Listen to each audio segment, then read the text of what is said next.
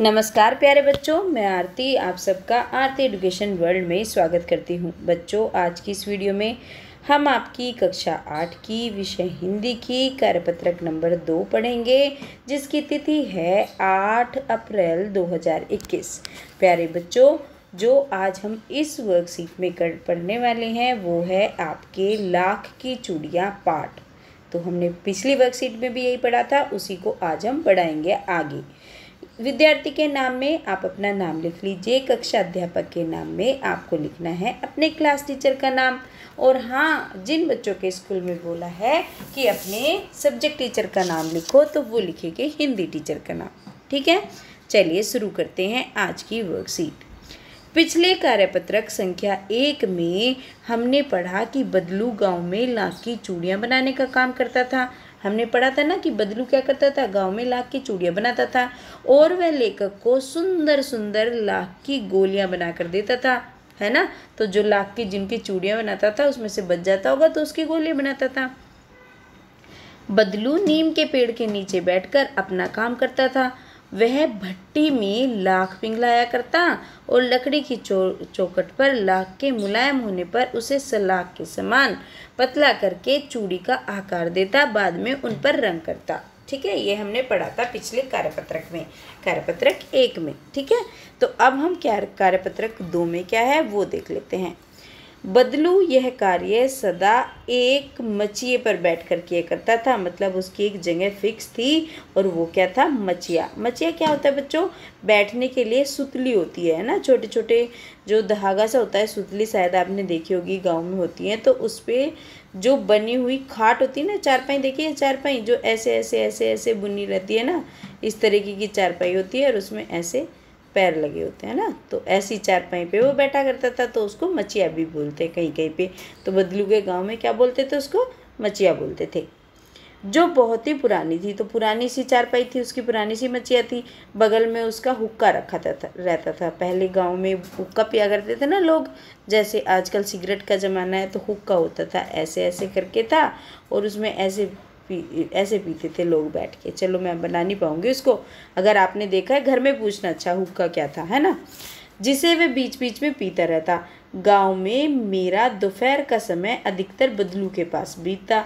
तो अब ये राइटर बता रहे हैं हमें कि मैं क्या करता था, मैं बदलू के पास ही बैठा रहता था। वह मुझे लल्ला कहा करता। और तो गांव में बहुत सारे लोग बच्चों को क्या कहते, लल्ला, बालक, बच्चा ऐसे कहते हैं, तो वो उसे लल्ला कहते थे। और मेरे पहुंचते ही मेरे लिए तुरंत एक मछिया मंगा देता, क्योंकि एक मछिया पे तो वो बैठ के काम करता रहता था। तो जब वो बैठता जाता था तो उनके लिए भी एक बैठने का इंतजाम कर देता था मछिया मंगाकर। मैं घंटों बैठे बैठे उसे इस प्रकार चूड़ियाँ बनाते देखता रहता।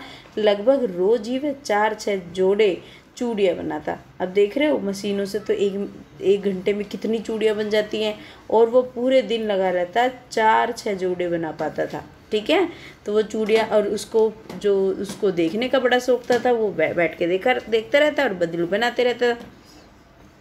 पर वह उसे बेलन पर चढ़ाकर कुछ क्षण चुपचाप देखता, और जब वो उसको चढ़ाता था बेलन पर, जो मैंने आपको कल बताया था, समझाया था कि बेलन किस तरीके का होता है, तो उसको देखता फिर, और मानो वह बेलन न होकर नववधू की कलाई हो, कि जैसे एक नई नवेली दुल्हन हो और उसकी कलाई पर वो चूड़ियाँ पहन रखी हो, ऐसे देखता था।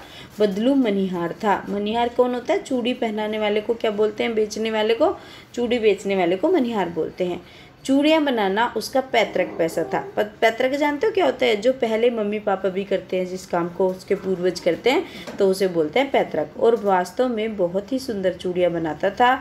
उसकी बनाई हुई चूड़ियों की खपत भी बहुत थी, क्योंकि ऐसा नहीं चूड़ियाँ बना बना के उसकी रखी जाती थी। उस गांव में तो सभी स्त्रियां उसकी बनाई हुई चूड़ियाँ पहनती थी। आसपास के गांव के लोग भी उससे चूड़ियाँ ले जाते थे, इतनी पसंद करी जाती थी उसकी चूड़ियाँ। परंतु वह कभी भी चूड़ियों को पैसे से बेचता न था। उसका अभी भी वस्तु विनिमय का तरीका यही था। वस्तु खरीदना जो होता है ना, खरीद लेते हैं, तो वस्तु विनिमय बोलते हैं। रुपये पैसों से न खरीद कर किसी चीज़ के बदले ले लेते हैं। लोग अनाज के बदले उससे चूड़ियाँ ले लेते। अब ना अनाज उसके काम आ जाता होगा खाने को और चूड़ियाँ उन्हें दे देता था। बदलू स्वभाव से बहुत सीधा था, मैंने कभी भी उसे किसी से झगड़ते नहीं देखा। मतलब सीधा साधा इंसान था। अब सीधे साधे इंसान नहीं तो नहीं झगड़ते, तो झगड़ता नहीं था, इसका मतलब क्या था, सीधा साधा था। हाँ, शादी विवाह के अवसरों पर वह अवश्य जिद पकड़ता था। जीवन भर चाहे कोई भी उसे मुफ्त चूड़ियाँ ले जाए, तो जैसे चूड़ियाँ बना रहा हो, भाई 2 चूड़ियाँ दे दे, 4 चूड़ियाँ दे दे, चूड़ियाँ ले जाए। लेकिन विवाह अगर किसी का होता है तो सारी कसर निकाल लेता था। कसर निकालना होता है मतलब जो उसका घाटा था, जो वो ऐसे दे देता था, तो उसके पूरे पैसे वसूल लेता था। आखिर सुहाग के जोड़े का महत्व और ही होता है, क्योंकि शादियों में जो सुहाग का जोड़ा है और ही है। सुहाग का जो चूड़ियाँ हैं, आपको पता ही है हिंदू धर्म में तो क्या सुहाग का प्रतीक मानी जाती हैं। सुहाग का जोड़े का महत्व होता है, तो इस वजह से उसे पता था भाई लेंगे ही, उस महंगा भी दूंगा तब भी देंगे मुझे पैसे। मुझे याद है मेरे मम्मी पापा के यहाँ किसी लड़की के विवाह पर जरा सी किसी बात पर बिगड़ गया था मतलब गुस्सा आ गया था उसे। फिर उसको मनाने में लोहे लग गए, मतलब बहुत मेहनत करनी पड़ी। इसलिए विवाह में इसी जोड़े का मूल्य इतना बढ़ जाता था कि उसके लिए उसकी घरवाली को सारे वस्त्र मिलते, ढेरों अनाज मिलता, उसको अपने लिए पगड़ी मिलती। अब वो बता रहे हो, वैसे तो वो वैसे दे देता था किसी को चूड़ियाँ, लेकिन अगर वो शादी में चूड़ियाँ देता था तो क्या कहता, कपड़े भी लेता और बहुत सारा अनाज लेता, पगड़ी भी लेता, अपनी वाइफ के लिए भी कपड़े लेता, तो इतना सारा सामान लेता था। जब कोई शादी होती थी बिगड़ जाता था, भैया मुझे ये दो, है ना। रुपए जो मिलते और रुपए भी मिलते थे अलग से। यदि संसार में बदलू को किसी बात से चिढ़ती तो वह कांच की चूड़ियों से बड़े चिढ़ती। यदि किसी भी स्त्री के हाथों में उसे कांच की चूड़ियाँ दिख जाती तो वो अंदर ही अंदर कुढ़ उठता और कभी कभी तो 2-4 बातें भी सुना देता था। तो क्योंकि वो क्या करता था, चूड़ियाँ लाख की बना देता, कोई कांच की पहनेगा तो उसे अच्छा थोड़ी ना लगेगा। तो ये था बदलू की कहानी। चलिए, ये तो हमने पढ़ लिया, अब कर लेते हैं इसके प्रश्न उत्तर। ठीक है, देखो मचिया, देखो हमने अभी शब्द देख लेते हैं, नए शब्दों से परिचय। मचिया पढ़ा था, तो मचिया मैंने बताया क्या होता है, बैठने वाली जो सुतली से बुनी हुई जो छोटी चकोर खाट होती है ना, खटोला भी बोलते हैं ना, तो उसको बोलते हैं मचिया, है ना। जो छोटा खाट की तरह छोटा खटोला होता है, खाट जैसा ही होता है लेकिन उससे छोटा होता है। मनिहार चूड़ियाँ बेचने वाला होता है। पैतृक होता है पूर्वजों का, यानी कि पिता से प्राप्त जो कोई चीज़ होती है। वस्तु विनिमय होती है, जो रुपये पैसों से न खरीद के किसी चीज़ के बदले किसी चीज़ को ले लेते हैं। कसर होता है घाटा पूरा करना, कसर निकालना यानी कि घाटा पूरा करना। तो चलिए अब क्या करना है, अब हमें सोच कर लिखना है इन प्रश्नों के उत्तर। तो पहला प्रश्न क्या दिया गया, टोटल 5 प्रश्न दिए गए हैं आपकी वर्कशीट में। देखिए मैंने आपको यहाँ पे करके समझा लिया। सोच कर लिखिए कि आप अपने मित्रों या भाई से किस प्रकार वस्तु विनिमय करते हैं। तो आप लिख दीजिए जैसे भी आप करते हैं। जैसे मैं अपने मित्रों या भाई बहन से वस्तु उनसे मांग कर, या देखो डबल या हो गया, एक को काट लेना है, या उस वस्तु के बदले में कुछ और देकर वस्तु विनिमय करता हूँ। तो लड़की हो तो करती हूँ लिख लेना, लड़का हो तो करता हूँ। ठीक है, तो ये हो गया आपके पहले प्रश्न का उत्तर। चलिए अब आ जाते हैं प्रश्न नंबर 2 पर। बदलू गांव की स्त्रियों के हाथ में कांच की चूड़ियाँ पहने देखकर गुस्सा क्यों हो जाता था। भाई ऑब्वियस सी बात है, वो लाख की बनाता है, कोई कांच की पहनेगा तो उसे अच्छा लगेगा, उसका धंधा कैसे चलेगा। तो बदलू स्त्रियों के हाथ में कांच की चूड़ियाँ देखकर गुस्सा हो जाता था, क्योंकि वह लाख की चूड़ियाँ बनाता था और वह चाहता था कि सारी स्त्रियाँ उसकी चूड़ियाँ पहने। तो ये हो गया प्रश्न नंबर 2 के उत्तर में लिख देंगे। प्रश्न नंबर 3 पे चलते हैं। कहानी में आई किन पंक्तियों से पता चलता है कि बदलू को अपने काम से बहुत प्यार था। तो इसका उत्तर लिखेंगे, बदलू 4 से 6 जोड़ी चूड़ियाँ बनाता था। पूरा जोड़ा बना लेने पर भी वह उसे बेलन पर चढ़ाकर कुछ क्षण चुपचाप देखता रहता, मानो वह बेलन न होकर किसी नववधू की कलाई हो। तो इससे पता चलता है उसे कितना प्यार था, कितने प्यार से बनाता था वो, कितना काम उसे पसंद था वो करना। चलिए अब आ जाते हैं, कहानी में मुहावरों का प्रयोग हुआ है। जैसे लोहे लगना एक मुहावरा, इन्होंने एक एग्जाम्पल दे रखा है, यानी बहुत मेहनत करना। गद्यांश में आए हुए अन्य मुहावरों की खोज करके अर्थ भी लिखिए। तो जैसे होता है 4 बातें सुनाना, किसी से लड़ाई कर लेना या किसी को कुछ बता देना। कसर निकालने तक अपना घाटा पूरा करना।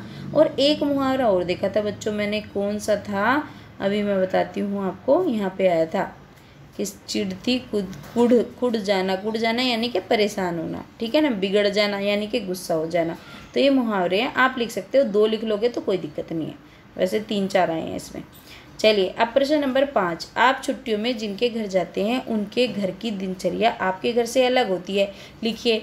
तो बता दो, मैं अपने छुट्टियों में अपने मामा के घर जाता हूँ क्योंकि वहाँ सुबह सुबह पार्क जाता हूँ, रात में मेले में जाता हूँ, या और भी कोई चीज़ हो तो वो भी लिख सकते हो, जो भी दिनचर्या हो, है ना। आप 4-5 लाइन में लिखना चाहते हो तो वो भी लिख सकते हो, इतना भी लिख दोगे तो कोई दिक्कत नहीं है, ठीक है बच्चों।